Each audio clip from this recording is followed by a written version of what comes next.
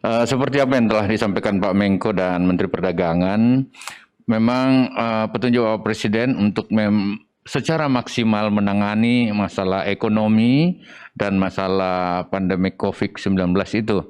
Dari dua pendekatan ini, semua menteri di bawah koordinasi Menko itu melakukan koordinasi yang sangat ketat untuk melakukan ekstra kerja keras di lapangan.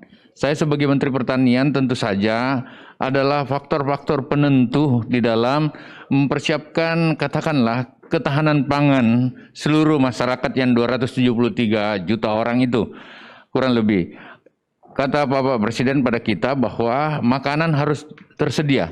Dan alhamdulillah 11 bahan pokok dasar yang ada, termasuk beras, jagung, bawang merah, bawang putih, cabai besar, cabai rawit, daging sapi kerbau, daging ayam ras, telur ayam ras, gula pasir, dan minyak goreng dalam kendali penuh di 2020 ini.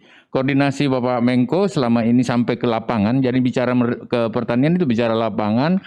Untuk musim tanam satu, kami dalam satu tahun ada 2 musim, khususnya mempersiapkan beras. Musim tanam 1 dan musim tanam 2, kami telah menghasilkan kurang lebih 31 juta lebih ton beras. Dan ini akan bertahan sampai 2020, bahkan akan ada overstock di sekitar 6-7 juta ton. Artinya untuk kebutuhan makan insya Allah seperti koordinasi yang ditangani Bapak Menko, kami sudah mempersiapkan itu. Di sisi lain persiapan kami sampai 2021 Bapak.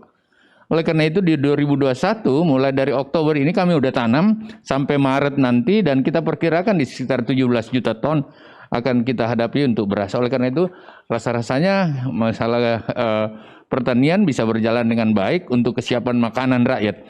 Tapi bukan cuma itu, ekspor di bidang pertanian meningkat gitu.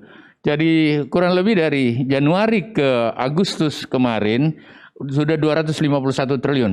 Ini seperti penjelasan Menteri Perdagangan memperlihatkan tren perkembangan yang cukup bagus. Kami cuma terlock kurang lebih dari bulan April, 1 bulan itu sesudah itu kemudian, dan permintaan ekspor ke bahan-bahan kita cukup tersedia, cukup besar, dan cukup luar biasa. Sekarang ini penanganan kami adalah kita berharap memang ada langkah-langkah kesiapan, tidak hanya dengan lahan existing sekarang. Bapak Presiden minta kami masuk untuk mempersiapkan food estate yang ada di Kalimantan Tengah, kemudian yang ada di Humbang, di Sumatera Utara, ada 4 kabupaten, dan beberapa daerah lain. Kalau memang dibutuhkan cadangan-cadangan, kelebihan dari yang ada itu bisa dipersiapkan untuk ekspor ke depan. Kurang lebih seperti itu.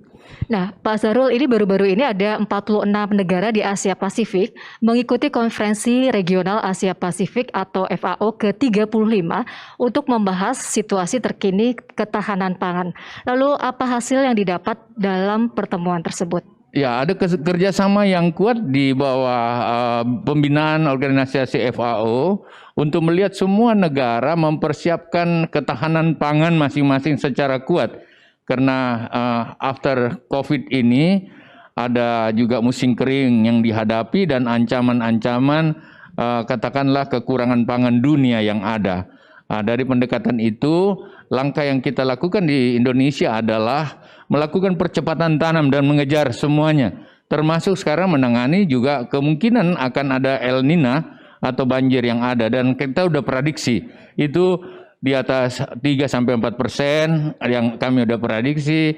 Dengan pendekatan ada agenda emergensinya, agenda temporary dan permanent agenda untuk menangani kalau ada hal-hal seperti itu.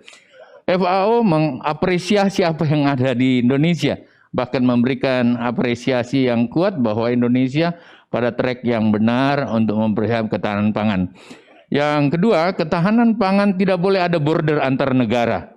Jadi masalah ketahanan pangan kita sepakati di FAO, tidak ada border, dan itu usul dari kita agar saling menunjang khususnya di Asia Tenggara itu bisa dilakukan dengan baik.